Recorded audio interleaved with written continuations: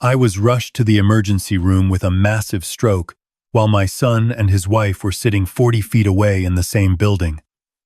They left before the ambulance doors even closed.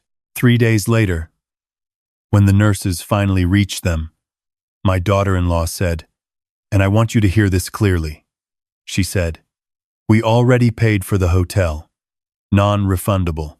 When I was finally discharged 2 weeks later, I did not go home the way they expected. I went somewhere they would never find me, and when they came looking, they did not find a confused old man in a hospital bed. They found a note, one paragraph. By the time they finished reading it, everything they thought they owned had already been transferred out of their reach forever. My name is Walter Crane. I am 67 years old. I spent 38 years as a structural engineer, building bridges across 4 states. I know exactly how much weight a structure can bear before it fails. I spent too long ignoring the cracks in my own foundation. That ends now. Before I tell you how I made them understand the weight of what they threw away, tell me where you are watching from in the comments below. Hit like and subscribe if you have ever poured everything you had into people who treated you like a convenience. It was a Thursday evening in mid-November.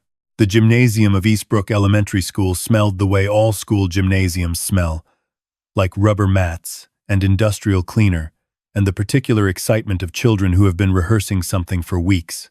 I was sitting in the 3rd row, left side, in one of those folding metal chairs that punish your back after 20 minutes. I did not care.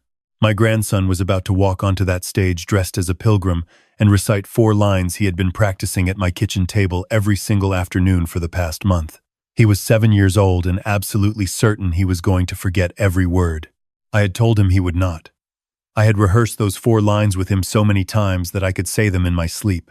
My son and his wife were sitting 1 row behind me and 3 seats to the right. I had seen them come in, both of them on their phones. My son scrolling through something, and his wife typing with the focused intensity of someone closing a deal. They had arrived 4 minutes before the curtain. They did not sit next to me. I told myself it was because the seats around me were already taken. I told myself a lot of things in those days. The lights went down. The children filed onto the risers. I spotted my grandson immediately. His collar slightly crooked. His face a mask of concentration so serious, it made me want to laugh out loud. The teacher at the side of the stage gave a small nod, and the program began. It started in my left hand. A tingling, faint enough to dismiss, strong enough to notice. I flexed my fingers and told myself it was the metal chair. Bad circulation. The cold air in the gymnasium. Then the tingling moved up my arm and something in my chest tightened in a way that had nothing to do with emotion. The room tilted slightly, not dramatically, just enough that I placed my hand on the empty chair beside me to steady myself. My grandson walked to the front of the stage. He found my face in the crowd immediately, the way he always did, and he straightened his collar without thinking about it.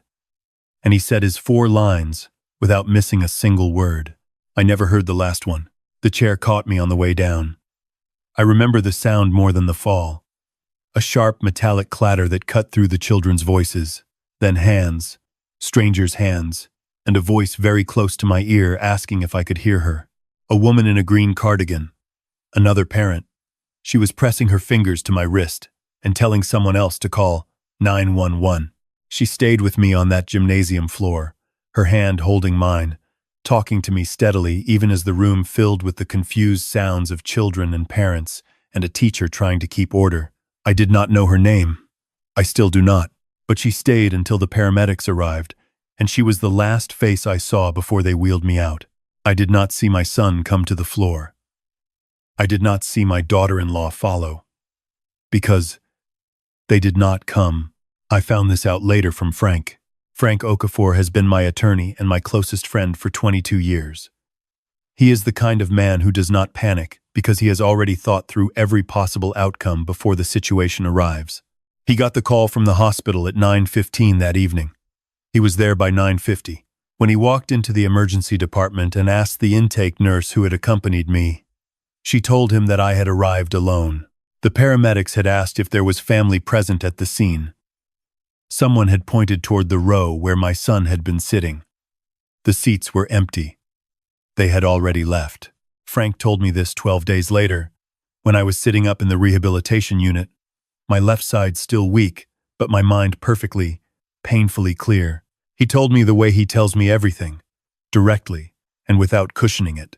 He said my son and his wife had driven to Napa Valley that same night for a long weekend they had planned. He said the hospital had called my son's cell phone at 10:45. He said my son had answered. I asked Frank what he said. Frank looked at me for a moment before he answered.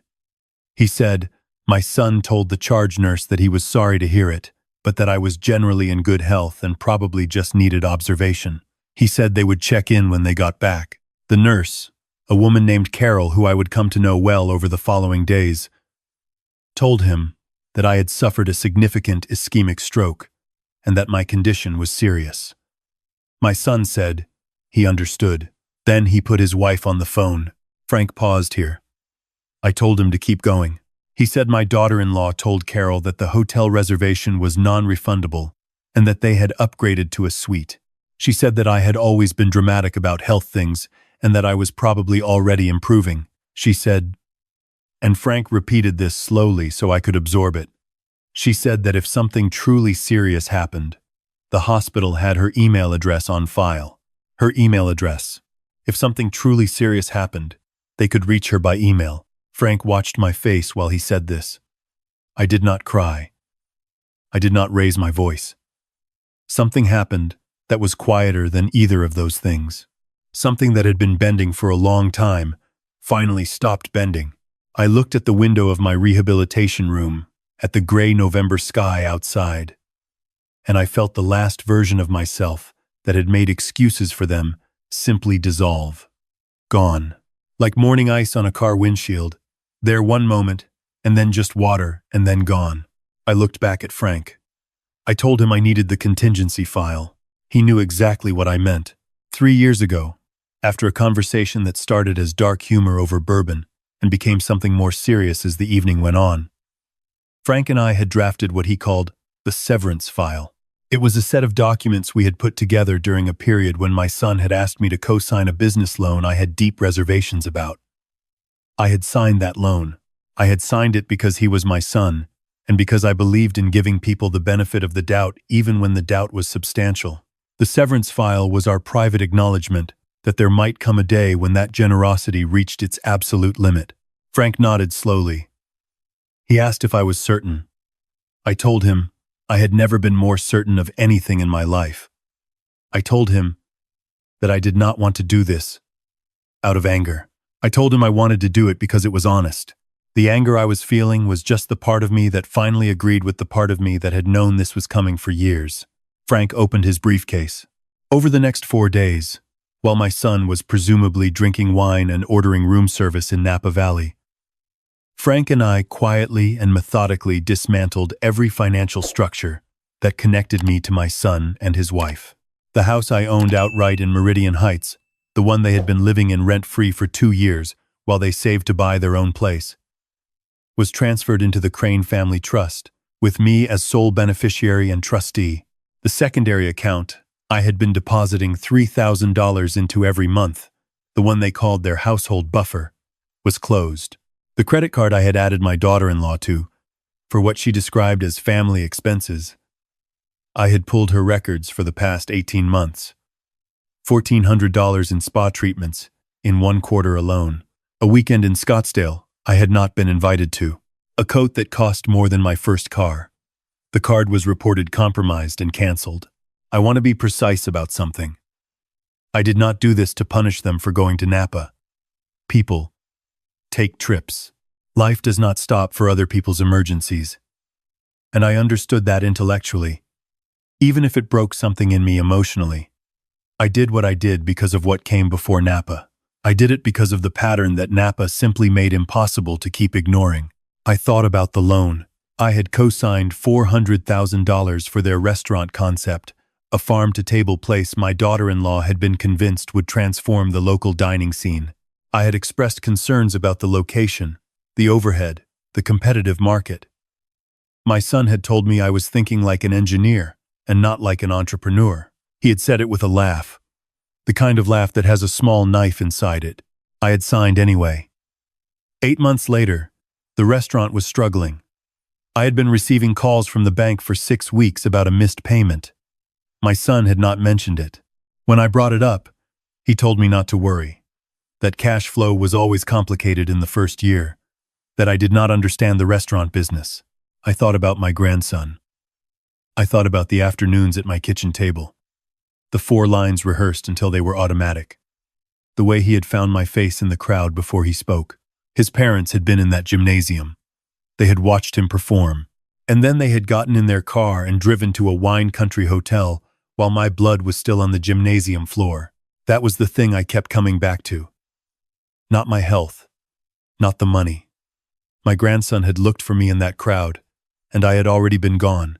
And for 2 weeks, nobody told him why. My son did not bring him to the hospital. My daughter-in-law did not call to explain in words a 7-year-old could understand. I found out from Carol, the nurse, that my grandson had asked his teacher the next day if his grandpa was coming back. His teacher had not known what to say. On my 12th day in the rehabilitation unit, I wrote the note. I kept it to 1 paragraph. I have spent 38 years writing engineering reports, and I have learned that the clearest communication is also the shortest. I wrote that I had heard their priorities, and I respected them enough to take them seriously. I wrote that I was removing myself from every financial arrangement we had because I had come to understand that I had been funding a life that had no room for me in it, and that it was time I started funding a life that did. I wrote that the house would need to be vacated within 60 days per the terms of the Crane Family Trust, and that any questions should be directed to Frank Okafor. I signed it with my full name. Iman Okafor. I folded the note and placed it in an envelope. I gave it to Frank and told him to leave it on the kitchen counter of the Meridian Heights house the morning of my discharge. Carol helped me organize my discharge on day 14. She was in her early 50s, efficient and warm in equal measure, the kind of person who makes a hard place slightly more bearable just by being competent and kind. She had seen a great deal in that unit, people whose families kept vigil in the hallways, and people like me, and she treated both kinds with the same professional care. On my last morning, she brought me real coffee from the staff room instead of the institutional kind, and she sat with me for a few minutes while I drank it. She told me that she hoped I had good people waiting for me. I told her about Frank. She said that counted. I thought she was right. Frank drove me to the airport. I was not going home. I was going to my brother's place in Tucson while the next chapter arranged itself. My brother Raymond is 4 years younger than me, recently divorced, living in a single-story house with a large back porch and a bad habit of staying up too late watching baseball. He did not ask many questions. He just picked me up from the airport and drove me to his house and showed me where the towels were and said dinner was at 7. It was exactly what I needed. I turned off my phone on the plane. Frank had a new number for me that only he and Raymond had. To my son and my daughter-in-law, I had simply ceased to be findable. From Raymond's back porch, over the following week, I watched the reports come in through Frank. My daughter-in-law arrived home from Napa on a Sunday evening. Frank's assistant confirmed she stopped at the house in Meridian Heights first, before going to their rented apartment. She had a key.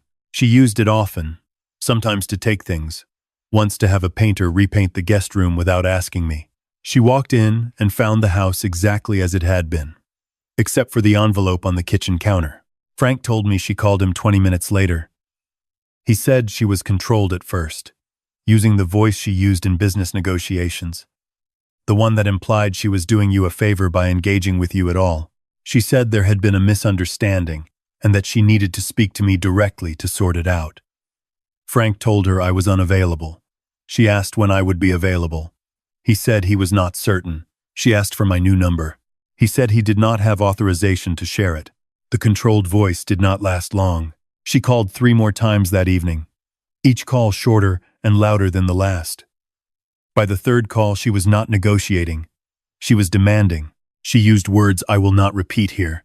She said I was a vindictive old man having a medical episode that had clearly affected my cognitive function, and that she intended to speak to a doctor about having my decisions reviewed.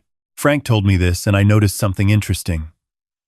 The cognitive function argument was almost word for word what people always reach for when an older man does something they cannot control. When a man my age acts in accordance with his own best interests, it must be dementia.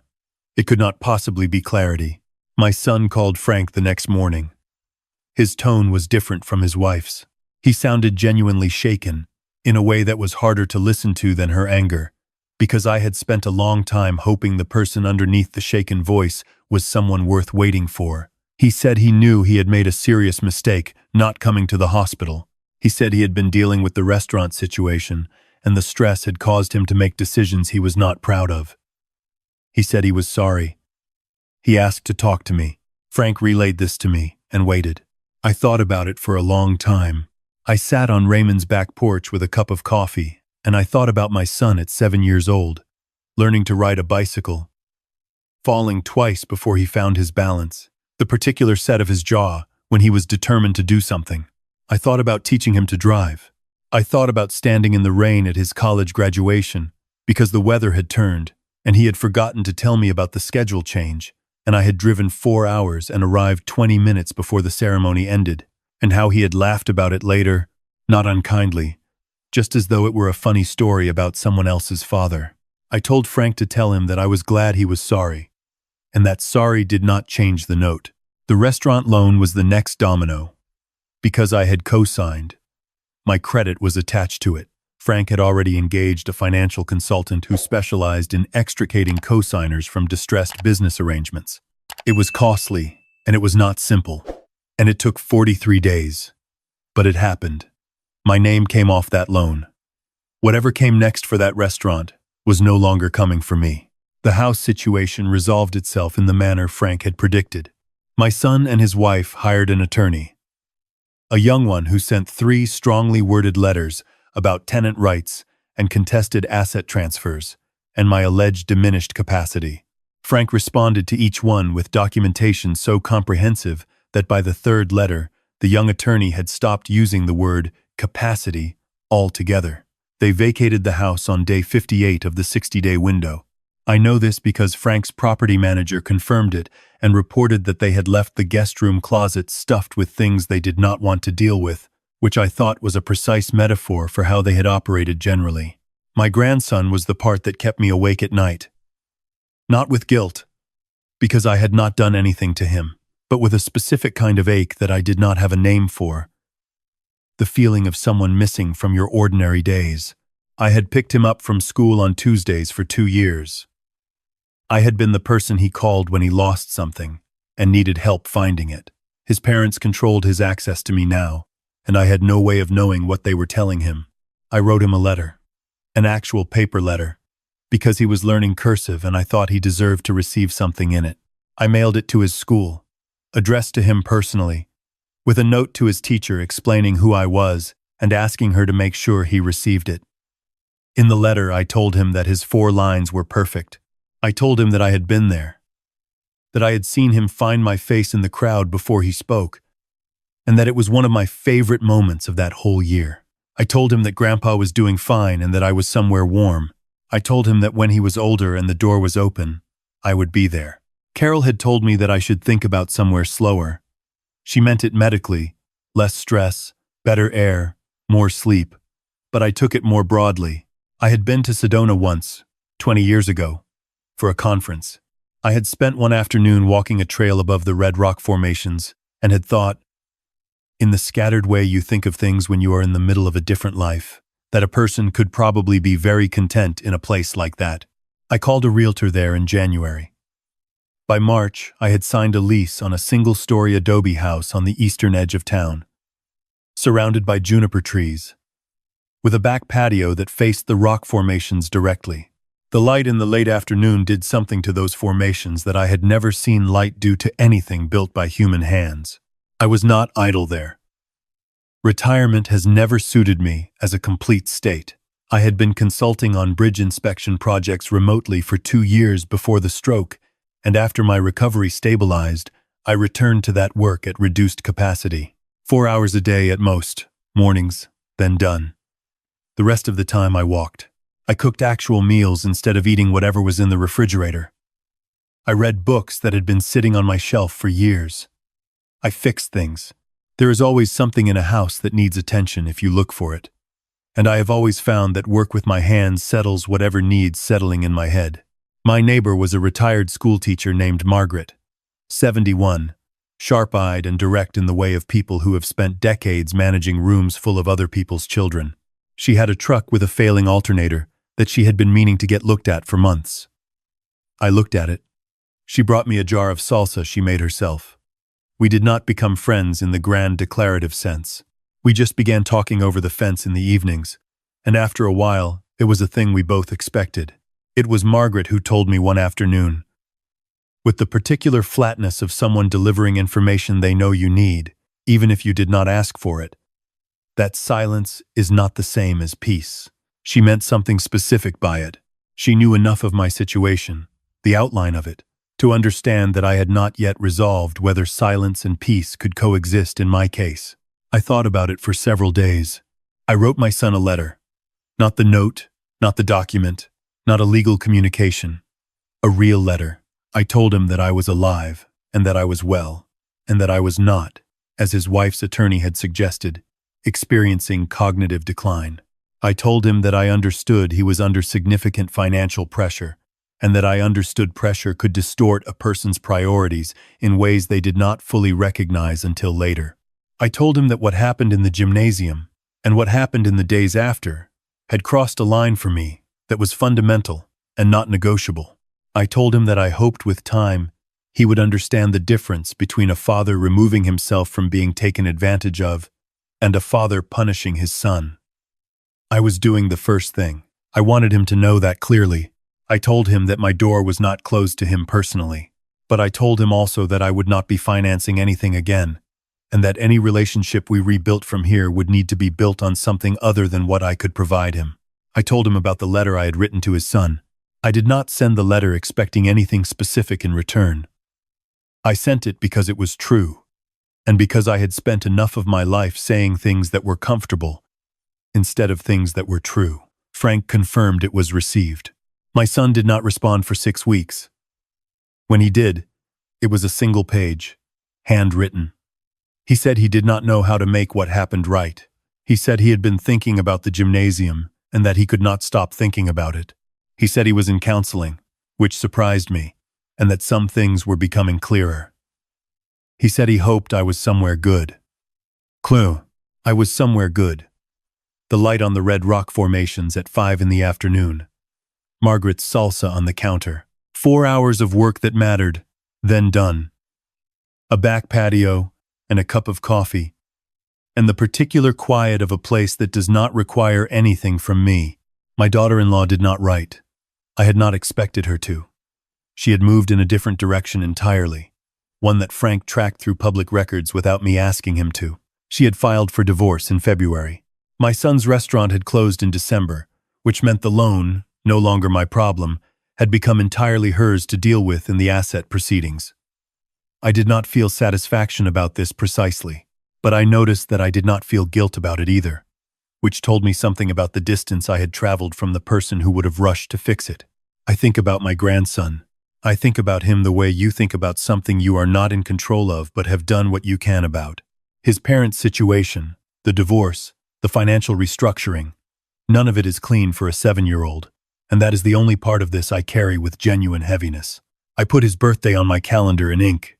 When it comes, I will send something real, something he can hold, with a note in cursive that I hope his teacher has given him enough practice to read. I will keep doing that until the door opens. The bridge I am proudest of spans a river in eastern Oregon. It is not the biggest project I ever worked on, or the most technically complex, but it has held for 26 years through floods that took out older structures upstream and downstream, and I have a photograph of it on my wall here in Sedona. I look at it sometimes when I am thinking about what it means to build something designed to last. A bridge has to be honest about the forces acting on it. It cannot pretend the weight is not there. It cannot be sentimental about the physics. It can only be designed well, built carefully, and then trusted to do what it was built to do. I spent too long being sentimental about forces I should have measured honestly. That is on me. But the structure I have built in the last year, the trust, the house in Sedona, the 4 hours of work each morning, the conversations over the fence with Margaret, the letters written and sent, and the ones not yet answered, this structure is honest. It carries the weight of what actually happened, instead of the weight of what I wished had happened instead. Raymond called last week to say my grandson's teacher had called the school office to confirm the letter was delivered, and that he had read it twice, and asked if he could keep it.